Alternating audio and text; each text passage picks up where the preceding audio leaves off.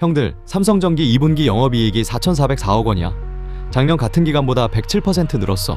그런데 주가는 6월 고점 241만 7천 원에서 7월 30일 87만 9천 원까지 약 64% 빠졌어. 두 달도 안 되는 사이에 벌어진 일이야. 영업이익은 2배 넘게 늘었는데 주가는 반토막이 난 거야. 더 이상한 건 증권가야. 목표 주가를 내린 증권사가 같은 리포트에서 이 회사 이익 전망은 오히려 올려잡았어. 회사가 나빠졌다는 얘기였다면 둘 다 내려갔어야지. 숫자가 이렇게 반대로 갈리는 경우는 흔치 않아. 실적이 무너진 것도 아닌데 주가만 무너졌다는 뜻이거든. 오늘 답할 질문은 하나야. 삼성전기 지금 사도 되는가? 오늘 결론부터 말할게. 이번에 무너진 건 실적이 아니라 시장이 그 실적에 매기는 배수야. 데이터로 보면 회사가 버는 돈은 계속 늘어나는 쪽에 무게가 실려 있고 위험은 그 이익의 몇 배를 매길지에 남아 있어. 그래서 형들이 지금 할 일은 사고 파는 결정이 아니라 두 가지 확인이야. 첫째, 8월 1일 출하분부터 적용된 MLCC 30% 인상이 3분기 숫자에 실제로 찍히는지 확인하는 것. 그 전까지는 한 번에 다 담을 이유가 없어. 둘째, 증권사들이 목표 주가를 내리는 사유가 멀티플에서 실적으로 바뀌는 순간을 보는 것. 그게 진짜 신호야. 왜 그렇게 보는지는 지금부터 5개 질문으로 갚을게. 근거는 지금 안 줄게. 하나씩 숫자로 보여줄 거니까. 그럼 왜 지금 이 종목이 이렇게 시끄러운 걸까? 먼저 이 회사가 뭘로 돈을 버는지 짚고 가자. 삼성전기 사업은 크게 셋이야. 컴포넌트는 MLCC를 만들어 전자제품 회로에서 전기를 저장하고 흘려보내는 아주 작은 부품인데 AI 서버 한 대엔 일반 서버보다 훨씬 많이 들어가. 패키지 솔루션은 FCBGA라는 기판이야. AI 가속기랑 서버용 CPU를 붙여 앉히는 판이지. 광학 솔루션은 스마트폰에 들어가는 카메라 모듈이야. 그러니까 요즘 이 회사 이름이 나오는 자리는 대부분 AI 서버 쪽이야. 이제 주가 흐름을 보자. 연초에 25만 5천 원이던 주가가 6월엔 241만 7천 원까지 갔었어. 7월 3일 198만 9천 원이던 주가가 7월 23일부터 28일 사이에 144만 8천 원, 111만 4천 원까지 밀렸어. 그리고 7월 30일 2분기 실적이 발표된 날엔 장중에 87만 9천 원까지 내려갔어. 여기서 하나는 분명히 하고 갈게. 그날 실적이 나왔고 그날 주가가 저점을 찍었어. 두 일이 같은 날 벌어진 건 맞아. 그런데 실적 때문에 빠졌다고 말할 근거는 공개된 자료에 없어. 그런데 다음 날인 7월 31일엔 정반대로 상한가야. 29.92% 올라서 114만 2천 원. 그날 오전 기준으로 외국인이 30만 9천 주, 기관이 5만 5천 주를 순매수했어. 보도로 확인된 배경은 둘이야. 전날 미국 필라델피아 반도체 지수가 8.19% 급등했고 목표 주가를 올린 증권사가 나왔다는 것. 그리고 오늘 8월 5일 기준으로는 135만 6천 원이야. 저점에서 나흘 만에 50% 넘게 올라온 자리야. 실적이 좋다는데 주가는 왜 저렇게 무너졌을까? 그 답을 숫자에서 찾아보자. 주가 말고 돈부터 보자. 먼저 1분기야. 매출 3조 2,091억 원으로 작년 같은 기간보다 17% 늘었어. 창사 이래 처음으로 분기 매출 3조 원을 넘긴 분기였고 영업이익은 2,806억 원이었어. 일회성 비용 714억 원을 반영하고도 40% 늘어난 숫자야. 그리고 2분기야. 매출 3조 4,572억 원으로 작년 대비 24%, 직전 분기 대비 8% 늘었어. 영업이익은 4,404억 원이야. 작년 대비 107%, 직전 분기 대비 57%. 순이익은 3,157억 원. 여기서 눈여겨볼 건 두 숫자의 속도 차이야. 매출은 24% 늘었는데 영업이익은 107% 늘었어. 파는 양보다 남기는 몫이 훨씬 빨리 늘고 있다는 뜻이야. 삼성증권은 MLCC가 제품 믹스 개선으로 판매 단가 상승기에 들어섰고 FCBGA는 공급 부족으로 가격과 출하량이 같이 늘었다고 분석했어. 그럼 그 돈은 어디서 늘어난 걸까? 부문별로 쪼개보면 답이 보여. 컴포넌트가 1조 6,494억 원으로 작년보다 29% 늘었고 패키지 솔루션이 7,716억 원으로 37% 늘었어. AI 서버와 데이터 센터, 전장에 들어가는 MLCC, 그리고 AI 가속기와 서버용 기판이 끌어올린 자리야. 반면 광학 솔루션은 1조 362억 원으로 10% 느는데 그쳤고 직전 분기와 비교하면 계절성 때문에 4% 줄었어. 돈이 늘어난 자리가 AI 쪽 두 부문이라는 게 그림으로 보이지. 자, 그럼 이 회사가 비싼지 싼지를 볼 차례야. 여기서 대부분이 헷갈려.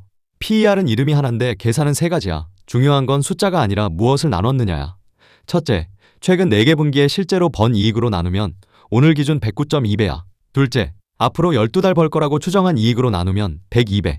6월에 보도된 숫자야. 셋째, 작년 한 해 실적으로 나누면 6월 한때는 230배까지 갔었어. 같은 시기 최근 4개 분기 기준으로도 200배 근처였고 같은 회사인데 분모를 뭘로 놓느냐에 따라 100배가 되기도 하고 230배가 되기도 하는 거야. 그래서 고평가라는 말을 들으면 그게 지나간 이익 기준인지 앞으로의 이익 기준인지부터 봐야 해. 마지막으로 3분기 얘기 하나만 얹을게. 회사는 2분기 실적 발표 자리에서 3분기가 역대 최대 실적일 거라고 말했어. KB증권은 3분기 매출을 3조 8,700억 원, 영업이익을 6,166억 원으로 추정했어. 각각 작년 대비 34%와 137%고 영업이익률은 15.9%야. 그러니까 숫자만 놓고 보면 이 회사가 돈을 못 벌어서 주가가 빠진 건 아니야. 자, 이제 오늘의 핵심이야. 많은 사람이 이렇게 읽어. 증권사가 목표 주가를 내렸다. 그러니까 회사가 나빠진 거다. 그런데 이번엔 같은 리포트 안에서 두 숫자가 정반대로 움직였어. IM증권은 목표 주가를 300만 원대에서 200만 원대로 33% 내렸어. 그러면서 같은 리포트에서 2026년부터 2028년까지의 영업이익 추정치는 각각 13%, 19%, 19% 올렸어. 금액으로는 1조 9천억 원, 4조 2천억 원, 5조 8천억 원이야. 목표 주가를 내린 사유도 실적이 아니었어. AI 밸류체인 전반의 시장 배수가 내려간 걸 반영했다는 거였고, 투자 의견은 매수를 그대로 뒀어. NH투자증권도 비슷해. 목표 주가는 300만 원에서 220만 원으로 내렸는데 사유는 비교 기업들의 밸류에이션 하락이었어. 담당 연구원은 업황과 펀더멘털이 강화되고 있는 걸 보면 최근 주가 조정은 과도하다는 코멘트를 함께 냈어. 반대쪽도 있어. 삼성증권은 100만 원에서 140만 원으로, DS투자증권은 35만 원에서 160만 원으로 목표 주가를 올렸어. 화면에 나란히 세워보면 이래. 목표주가 방향은 아래, 이익 추정 방향은 위. 여기서 본질이 나와. 주가는 결국 이익 곱하기 배수야. 회사가 얼마를 벌고 시장이 그 이익에 몇 배를 쳐주느냐. 이번에 움직인 건 뒤쪽이야. 그래서 목표주가 뉴스는 얼마로 바뀌었는지가 아니라 무엇을 바꿔서 그 얼마가 나왔는지를 봐야 해. 이익 추정을 낮춰서 나온 하향인지 배수만 낮춰서 나온 하향인지 이 둘은 완전히 다른 얘기야. 그럼 배수는 왜 이렇게 흔들렸을까?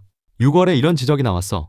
한 자산운용사 관계자는 AI 관련 ETF들이 규제 때문에 몇 종목만으로는 구성이 어려워서 삼성전기를 주요 편입 종목으로 담았고, 그렇게 기계적으로 들어온 돈이 실적과 무관하게 주가를 왜곡한다고 짚었어.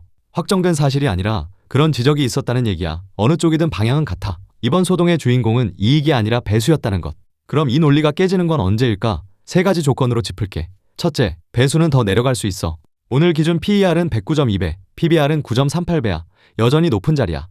비교해보면 인접업체인 LG이노텍은 2026년 기준 PER 20배, PBR 2.8배야. 글로벌 기판 상위 업체 평균은 PER 59배, PBR 10배 수준이고 5월 19일 보도 기준이야. 게다가 6월에 200배까지 갔다가 되돌린 전례가 이미 이번 사이클 안에 있어. 이익이 그대로여도 배수가 시장 분위기 하나로 반으로 접힐 수 있다는 걸 이번 하락이 이미 보여줬어. 둘째, 회사가 스스로 짚은 리스크야. 삼성전기는 2분기 실적 발표 자리에서 스마트폰과 PC 세트 수요 약세, 메모리 수급 문제로 중국 거래선이 세트 출시 계획을 다시 짜고 있다는 점을 리스크로 들었어. 이게 먼저 닿는 자리는 성장률이 가장 낮은 광학솔루션이야. 아까 봤듯이 작년 대비 10%, 직전 분기 대비로는 4% 줄어든 부문이지. 셋째, 기대가 실적으로 바뀌는 시점의 리스크야. 5월에 공시한 1조 5천억 원 규모의 실리콘 커패시터 공급 계약, 일본 동우와 인캠과 세운 유리기판 합작법인. 이건 지금의 이익이 아니라 앞으로의 이익이야. 유리기판 합작법인만 해도 본격 가동 목표가 2028년이야. 일정이 밀리면 높은 배수를 떠받치던 근거가 이익보다 먼저 빠져. MLCC 30% 인상도 양날이야. 가격은 올렸지만 그게 물량으로 어떻게 돌아올지는 3분기 숫자가 답할 문제야. 그래서 지금 확인할 건 가격 인상 소식 자체가 아니라 그게 3분기 매출과 이익률에 실제로 얹히는지야. 자, 그럼 뭘 보고 판단하면 될까? 체크리스트 두 칸으로 정리할게. 왼쪽은 이 조건이면 본다. 가격이 아니라 전부 관찰 가능한 조건이야. 하나, 3분기 실적이 회사가 말한 역대 최대. 그리고 KB증권 추정치인 매출 3조 8,700억 원. 영업이익 6,166억 원, 영업이익률 15.9% 근처에서 찍히는가. 둘, 8월 1일부터 적용된 MLCC 30% 인상이 컴포넌트 부문 매출과 수익성에 실제로 반영되는가.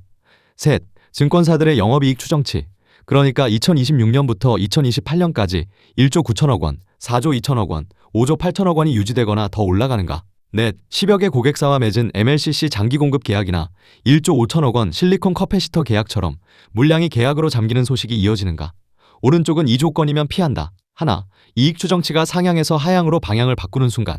둘, 목표 주가를 내리는 사유가 멀티플 하락이 아니라 실적 부진으로 바뀌는 순간. 아까 말한 그 신호야. 셋, 광학솔루션이 세트 수요 약세로 역성장에 들어가는 경우. 넷, 이익이 늘어나는 속도보다 배수가 다시 더 빨리 튀어오르는 구간. 다음에 목표가 하향 뉴스를 만나면 오른쪽 둘째 항목으로 읽으면 돼. 사유가 배수인지 실적인지 그거 하나만 봐도 그 뉴스의 무게가 완전히 달라져. 앞에서 무너진 건 실적이 아니라 배수라고 했지. 근거는 채워졌어. 영업이익 107% 늘어난 2분기. 그리고 목표 주가는 내리면서 이익 추정은 올린 같은 리포트. 버는 돈은 늘어나는 쪽에 무게가 실려 보이지만 그 이익의 몇 배를 매길지는 시장이 정해. 이번에 이미 반으로 접혔던 자리야. 형들 계좌에 이 종목이 있다면 오늘 볼 건 주가창이 아니라 다음 실적이야. 3분기 실적 발표가 첫 채점일이야. 그때 다시 정산해줄게. 형들, 이번 영상도 도움됐으면 구독이랑 좋아요 한 번씩 시원하게 눌러줘. 그리고 다뤄줬으면 하는 주제 있으면 댓글로 남겨줘. 열심히 자료 모아서 제대로 풀어줄게.